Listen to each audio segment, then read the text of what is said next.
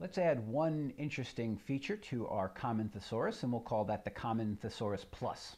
So you get an extra feature when you buy this schema. In this instance, as you can see on your screen, and this in fact is really how this thesaurus.com works, we have multiple entries that have the same name. So we have information as a noun, and it's facts or news. We also have information as a noun that is the situation about a specific that which is known about a specific subject or situation. They have different synonyms and antonyms. They're in fact different senses of the same term. And we want to model that idea. We have different senses of the same term. Now, the easy way to think about this, or the way that you might jump to without other information, is that, well, we just have two terms and they have the same name, right? And in our schema that we had before, we could allow that. We could have the same name. The name wasn't an ID, so it's not like we couldn't repeat it.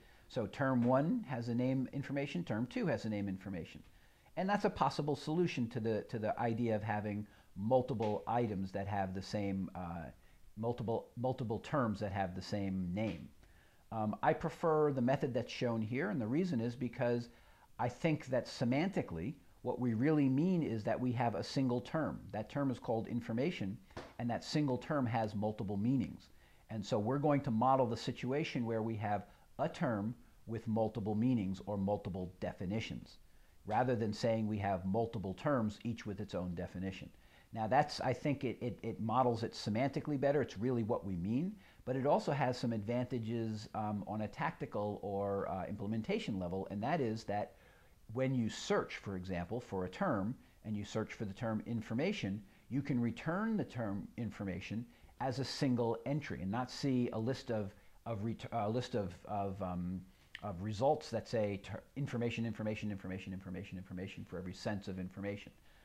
It also allows you to do an alphabetical index, and when you do an alphabetical index by term name, again, you're not getting 3 different informations in a row. You're getting one information, click on information, and it'll allow you to see the different senses.